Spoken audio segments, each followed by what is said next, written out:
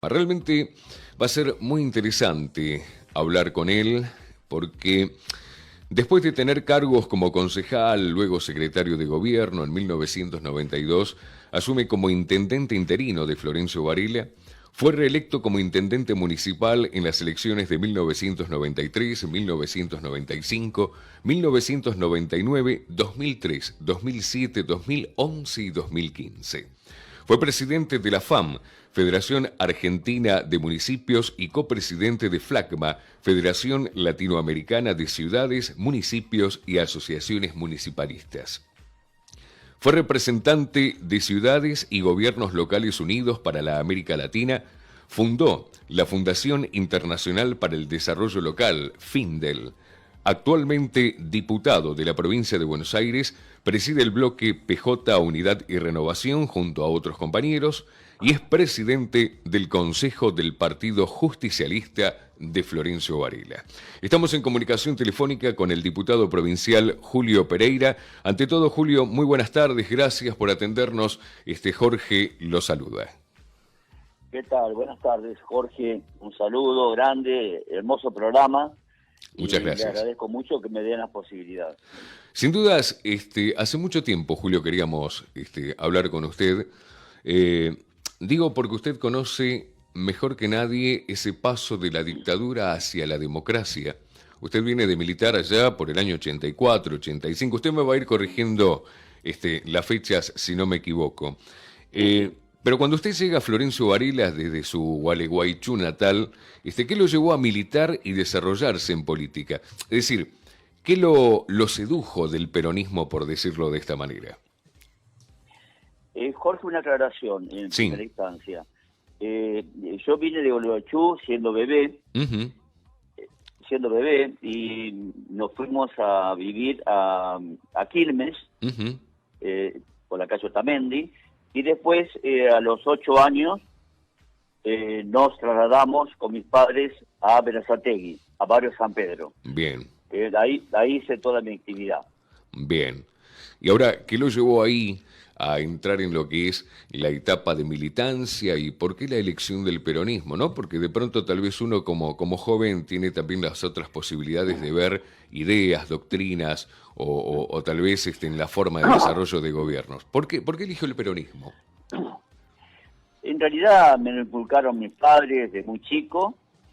El que le había dado respuesta a los trabajadores en ese entonces, mi padre era primero ferroviario, después empezó a trabajar en Entel, y realmente los beneficios a los trabajadores eran muy importantes.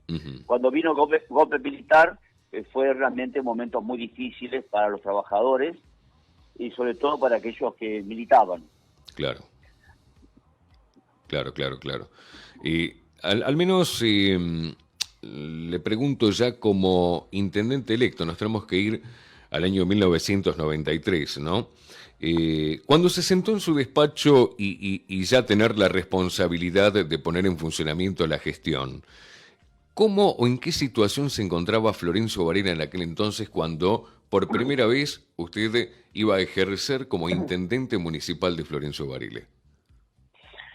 Hay un dato que me golpea mucho siempre, y lo repito: había una mortalidad infantil del 40 por 1000. Es decir, de cada 1000 chicos, 40 morían antes de cumplir el año de edad. En una situación de extrema pobreza, con muy poca infraestructura, y por otro lado era una ciudad que iba recibiendo a argentinos de diferentes provincias que venían a radicarse. Entendamos que en ese tiempo la gente se mudaba a Gran Rosario primero, después venían a la Capital Federal los derivaban al primer cordón, segundo cordón y tercer cordón. Sí. Así que la situación era muy difícil, pero déjeme, Jorge, contarle algo más. Mi primera actividad política fue en Barrio San Pedro, en la Sociedad de Fomento San Pedro, donde ahí aprendí todo el tema del fomentismo. Y bueno, la verdad que me encantaba trabajar en la comunidad, hacer la vereda, trabajar en atender a los vecinos, hacer los festivales. Y mi primer cargo cuando yo asumo en el municipio fue como secretario político, y el segundo cargo fue director de entidades de bien público, donde ahí me afiancé más en lo que era el territorio y aprendí mucho más todavía de lo que había aprendido de las entidades intermedias. Claro, Y claro. los movimientos, realmente el empezar a fortalecer el tema democrático en Argentina estaba muy ensalzado en nuestras entidades intermedias. Todos apostaban a continuar ese camino, independientemente que en el caso mío como peronista, en ese tiempo habíamos perdido la elección y estaba Alfonsín, al cual nosotros como opositores igual estábamos respaldando para que las cosas salgan bien y la democracia continúe su camino. Claro, pues se salía de una dictadura militar. El camino fue largo. Claro. Julio, usted es considerado uno de los varones del conurbano bonaerense, como se lo dice en la jerga política, junto como, por ejemplo, Juan José Musi en Berazategui, como lo fue Manuel Quindimil en Lanús, lamentablemente hoy fallecido, como lo fue Eduardo Duhalde, propiamente dicho, en Lomas de Zamora. La pregunta es esta. ¿El peronismo está unido o hay sectores del peronismo que uno puede entender piensa diferente, pero que de pronto a esta altura del tiempo no está ayudando a esa unidad que todos están pensando o buscando tal vez? Sí, creo que los peronistas que tienen memoria recordarán el daño que se le hizo al país cuando el peronismo fue desunido. Creo que los peronistas, si tenemos diferencias, hay que discutirlas internamente y después presentar a la sociedad un modelo de inclusión, como se inició siempre en el peronismo, sobre todo con Néstor y Cristina. Después perdimos las elecciones, fueron 4 años de sufrimiento. A mí me tocó 2 años de gobernar Varela con Macri y Vidal. A Andrés Watson le tocó los otros 2 años. Fueron realmente momentos muy difíciles que vivimos, y los sueños que tenían se iban cayendo. Fíjense que veníamos nosotros de haber inaugurado el hospital regional de Néstor Kirchner, haber obtenido la universidad, asfalto, cloacas, a ir a la nada. Claro, sí, sin dudas.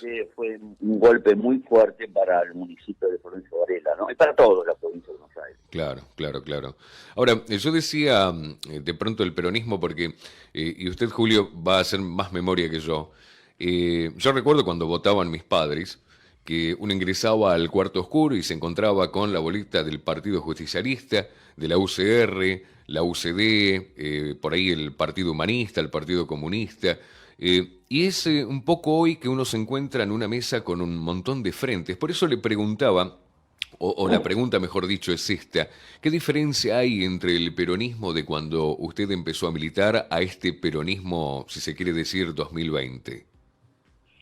Era muy ortodoxo. Yo soy del peronismo ortodoxo, muy fiel a los principios de la doctrina justicialista. Primero la patria, después el movimiento, por último los hombres. El tema de la división muchas veces se genera en función de generar espacios de poder. Y realmente cuando nos dividimos, nos debilitamos. Y esa pérdida de fuerza hace que otros actores nos puedan ganar. No hay duda también de que al peronismo nunca le fue fácil ganar las elecciones, inclusive en vida de General Perón, porque los sectores que no eran los populares, llame la centro derecha o la derecha, siempre se oponían a los gobiernos populares que trabajaban para la gente, claro, para los trabajadores. Entonces, hoy por hoy, para los peronistas mantenernos unidos es una obligación. Es una obligación. Y tenemos que discutir algo, hay que discutirlo internamente. Pero por otro lado también, yo soy de los hombres del peronismo que creen que con el peronismo solo no alcanza, que hay que sumar a otros actores políticos que defiendan el campo popular, teniendo en cuenta los principios básicos que tiene el peronismo, ¿no? Ahora, Julio, dentro de esta situación que vive el peronismo, y tenemos que hablar, porque usted si quiera o no, es testigo de una renovación generacional dentro del peronismo también, ¿no? Y uno de esos ejemplos es Andrés Watson, hoy intendente de Florencio Varela, que viene de una generación nueva, con otra fuerza tal vez de trabajo. Por eso la pregunta era qué diferencia había de aquel peronismo de cuando usted militaba a este peronismo de hoy. Porque insisto en lo mismo, al haber tantos frentes, me da esa sensación, puedo estar muy equivocado en el concepto, pero era como que el Partido Justicialista no estaba tanto en el tapete como sí los frentes que se iban formando. Sí, realmente el PJ siempre era de alguna manera un instrumento electoral. Claro, Lo que se trabajaba dentro del movimiento nacional justicialista y los frentes que se pudieran realizar. En mi caso particular hice las dos opciones, trabajar dentro de los frentes, pero no olvidar mi base, que son las peronistas. claro, Y yo arranqué, vamos por las diferencias, arranqué en el 83 haciendo charlas con papelógrafos y, y lapicera, ahora a hacer seminarios a través de streaming. Entonces hay un cambio muy grande en el cual el peronismo todavía no se adaptó. Varias claro, elecciones las hemos perdido porque al tema de las redes los peronistas no le daban importancia. Le daban, yo también le doy mucha importancia al mano a mano, ir a abrazar al claro. vecino, ir a conversar con él, hacer las reuniones. Cuando arranca la era digital, ahí el peronismo no estaba preparado. Y por otro lado, los medios de comunicación salieron a matarnos a nosotros, nos tuvieron arrinconados con temas judiciales que no existían. Fíjense, la persecución que han tenido con Cristina Fernández de Kirchner ha sido brutal. Y Ujú. una mujer del peronismo que todavía se mantiene fuerte, a pesar de la presión que ha tenido permanentemente de los medios y la justicia, ¿no? Una parte de la justicia, no toda, ¿no? Claro, no toda, no toda. ¿Y qué opinión tiene Julio de esta reforma judicial que plantea Alberto Fernández y que él ve necesario como para un funcionamiento independiente de la justicia? Más allá de que muchos no creen que es así, pero me parece que es necesario también modificar algunas cuestiones que venían de antaño en la parte judicial de nuestro país. Aparte, un tema que hay que aclarar, que no es que Alberto Fernández hizo un decreto, vamos a reformar lo que haya que reformar de la justicia y poner los hombres que nos hagan falta a nosotros. Dice todo lo contrario, abrió un ámbito con especialistas, esto va a pasar por el Congreso, no es importante, pero no es lo más urgente. Lo más urgente hoy es el tema de la pandemia, Claro, el tema de la producción, el trabajo, pero por supuesto que las bases sólidas de una nación tienen que ver mucho con el tema de la justicia. Cuando uno ve que un muchacho de 23 años mató de un tiro a alguien y a poco tiempo salió en libertad y mató a otro, bueno, algo está fallando, claro. ¿no?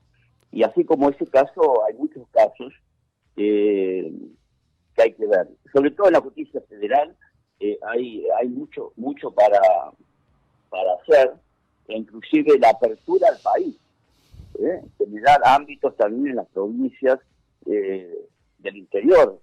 El país no es solamente la provincia de Buenos Aires y Cava. La República Argentina somos todos.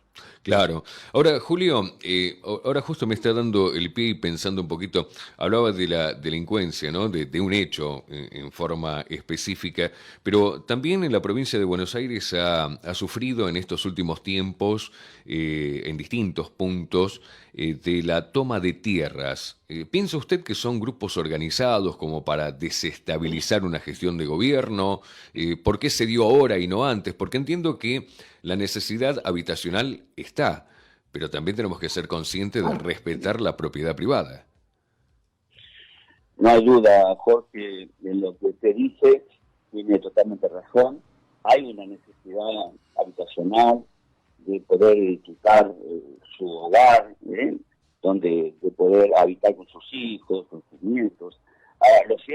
siempre, atrás de esta necesidad hay un grupo de vivos que muchas veces asientan a la gente en lugares donde no están preparados para habitarlos los ciudadanos. Claro. Porque les falta todo, porque les falta agua, porque no tienen gas, porque no tienen electricidad, porque son calles de barro.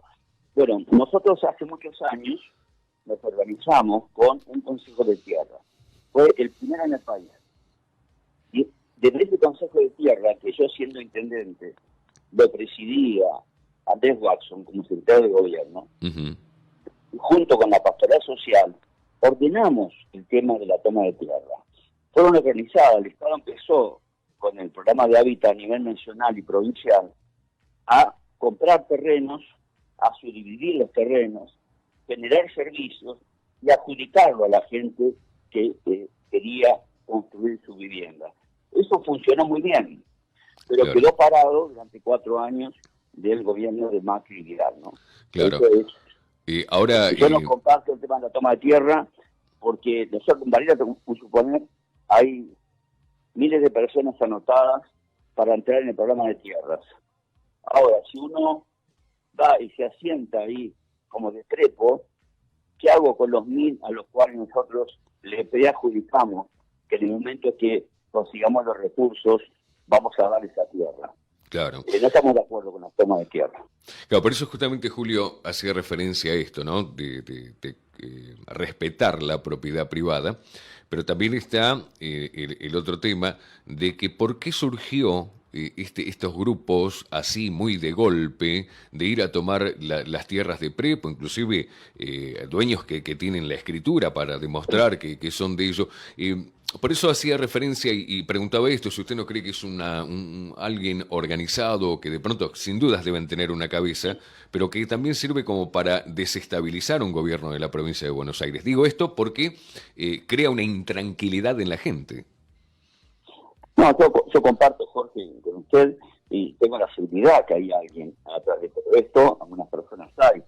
Si tuviera datos, yo ya estaría denunciándolo en la justicia. Claro. Pero no tengo los datos, pero como usted que lo instruye, yo también me doy cuenta que no es de la noche a la mañana que 2.500 familias se radicaron en Guernica, no es cierto eso. Claro. Entonces hay alguien que orquestó esto en base a una necesidad existente y muy dolorosa que debería dolernos a todos los argentinos, de la gente que no tiene un lugar donde vivir. Ahora, Julio, ¿usted piensa que más allá de algunos medios de prensa nacionales, de algunas individualidades periodísticas, ¿usted cree que hay una campaña en contra de desestabilizar, digamos, la gestión que, vamos a ser también sinceros, Alberto Fernández empezó con una base, sin tener en cuenta esta pandemia, que realmente no lo esperábamos nadie, que tuvo que readecuarse sobre que la economía del país venía mal, encima con la pandemia empeoró un poco. Pero ¿no cree que en vez de haber un apoyo hacia el gobierno, es como que hay tal vez, como si se quiere decir, una campaña de desestabilización, de dividir este concepto de que si manda Cristina, manda Alberto, que continúa la grita, todas estas cuestiones que por ahí confunden la opinión pública? Bueno, hay un sector mediático que está permanentemente generando esa grieta, que nosotros no queremos entrar. Y los que profundizan esa grieta son algunos medios de comunicación que tienen mucho poder a nivel nacional, y por otro lado son aquellos dirigentes que no tienen territorio, porque el dirigente que tiene su responsabilidad de ser diputado nacional, o ser diputado provincial, o intendente, o gobernador, tiene una responsabilidad. Tiene que hacer que a la Argentina le vaya bien para que pueda hacer cosas en su provincia, su municipio. Eso no entra en la grieta, pero hay un sector importante que le conviene la grieta. Nosotros no creemos que la grieta le haga bien al país. Claro. Yo creo que hay que convocar a todo el mundo, que es lo que está haciendo Alberto.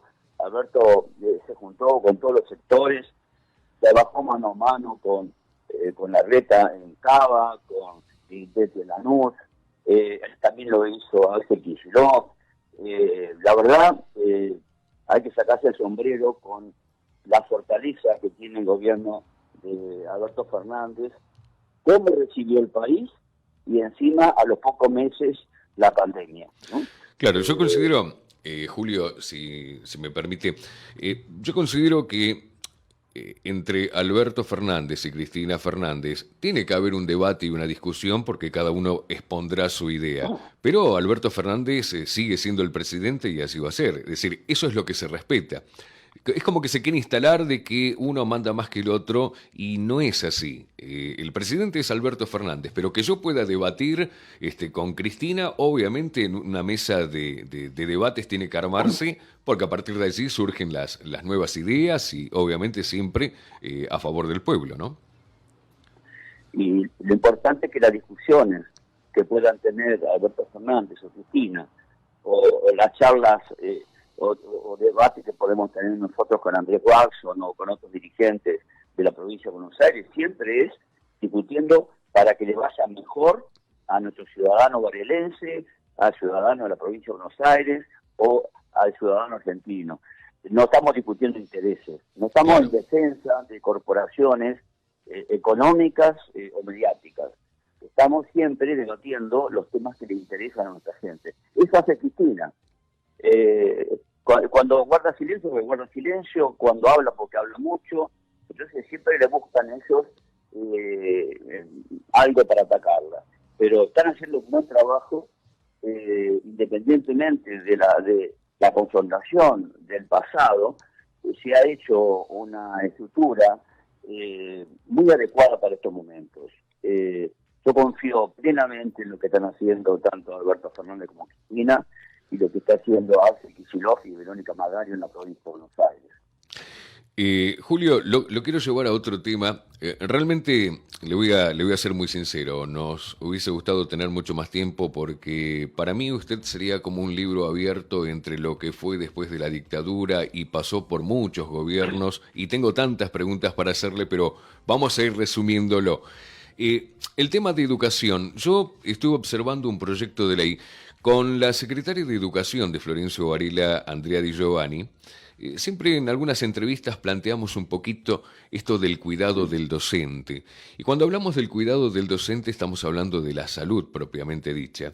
Y un proyecto que usted tiene presentado en mayo del 2018 habla del Sistema Integral sobre Prevención en el Uso de la Voz y que me pareció excepcional por lo que muchas docentes padecen a la hora de dictar sus horas de trabajo, que no lo hace con ningún elemento amplificatorio, sino lo hace en forma humana, y que lamentablemente con el tiempo terminan dañándose las cuerdas vocales. Y me pareció excepcional este proyecto, y justamente lo pensó en eso, ¿no? En la salud del docente.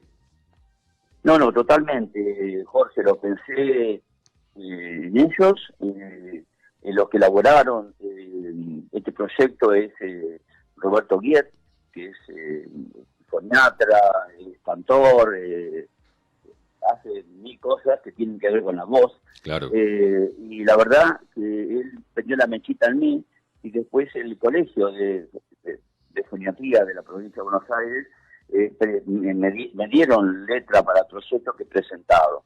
Ojalá que este año lo podamos sacar.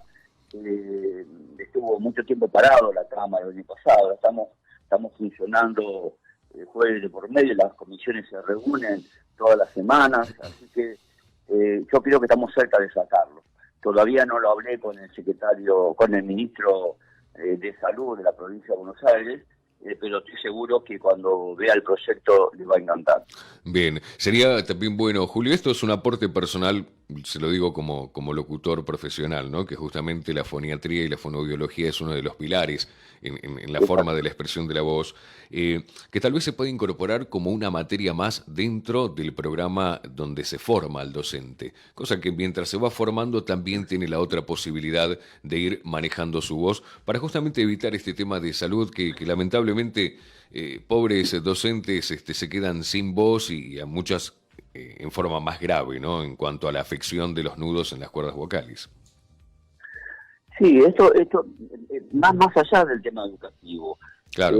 Los funcionarios municipales, provinciales y nacionales, uno ve que cuando están con muchas recorridas en algún momento ya la voz empieza a fallar. A mí me ocurrió que yo tuve 2 campañas en lo cual solamente saludaba con la mano, levantando la mano, porque no podía hablar. Claro. Estuve cerca de 2 años y pico, hasta que arranqué con prácticas para mejorar el tema de mi tonicidad de la voz. A partir de ahí, bueno, ahora de vez en cuando me gusta cantar un tango. Ah, bien. Pero el tema es que no se le da importancia a un tema que es trascendental. ¿Cómo comunicamos? Claro. ¿Cómo lo hablamos? ¿Qué acento le damos? Bueno, y en esto la foniatría, fonoaudiología tienen mucho que ver y mucho para dar. Yo estoy convencido de que el paso siguiente de una ley importante es esta, dentro de otras más que hay vigentes, que han presentado otros diputados, ¿no? Como la ley de asociaciones civiles y mutuales, que fue el Facundo Piñanelli que lo presentó, pero yo como fomentista viejo, por supuesto que enseguida abracé la idea de fortalecer las entidades intermedias, porque es un pilar importante en nuestro país. Justamente, Julio, el sábado pasado estuvimos hablando sobre este tema con Oscar Núñez, el secretario de Relaciones Institucionales de Florencio Varela, y que realmente lo decíamos que recibir esta ley es con bombos y platillos porque de pronto permite regularizar por la situación de pandemia a muchas asociaciones, sociedades de fomento, comedores barriales que de pronto se vieron alterados en su funcionamiento y que permite no solo regularizar en cuanto a documentación, sino tal vez le da la protección y la posibilidad de, en forma rápida, directamente con el funcionario, poder regularizar la situación en la cual se encuentran, producto de esta pandemia, pero también, dicho sea de paso, si había alguna documentación que no lo pudieron presentar, este es el tiempo exacto de una ley que usted trabajó mucho y que realmente protege a estas instituciones. Sí, totalmente. Esto de declarar interés público provincial a las asociaciones civiles, la verdad que es fundamental para nosotros, para nosotros es una alegría enorme. Los fomentistas, la gente de los jardines comunitarios, organizaciones de comunidades de inmigrantes, todos están entusiasmados con esto, porque a veces por presentar un papelito en persona jurídica, bueno, se atrasaba todo, era un tema. Claro. Primero vayamos de la base, que los vecinos que van a una sociedad de fomento, un club de barrio, son los vecinos del barrio, que quizás no están preparados para la administración de eso. Claro. Entonces el Estado tiene que darle las herramientas a apoyarlo. El tema de prorrogar los plazos para presentación de documentación anual es importante, la tarifa cero en el servicio público, y pago por consumo real del servicio público para todos los demás. Realmente el proyecto es muy bueno y fue votado por unanimidad. Realmente fue un proyecto que todos masticamos un poco, más allá que salió de Facundo, nuestro presidente del bloque, todos estábamos muy contentos con este proyecto. Muy bien. Julio, yo le agradezco muchísimo este tiempo para con nosotros. Realmente tenemos para hablar y me encantaría algún día tener un programa completo con usted como para hablar desde el peronismo, hablar de la gestión, hacer un poquito de historia, ¿no? de la política, porque en realidad usted es un testigo viviente desde la llegada o instaurada nuevamente la democracia en nuestro país y por su gestión como intendente pasó por todos los presidentes de la nación, sean del mismo partido como también del partido opositor. Y qué bueno estaría poder dialogar con usted haciendo un poco de historia, no solo del peronismo, sino también de la gestión. Le hago una última pregunta, Julio. Con respecto a la inseguridad, sabemos todo cómo está la provincia de Buenos Aires, sabemos que hay puntos calientes, pero ¿qué opinión tiene del ministro de Seguridad de la provincia de Buenos Aires, Sergio Berni? ¿Qué opinión tengo? Sí. Yo tengo una relación de amistad con él de hace muchos años, donde desde cuando yo era intendente, él estaba el secretario de Seguridad.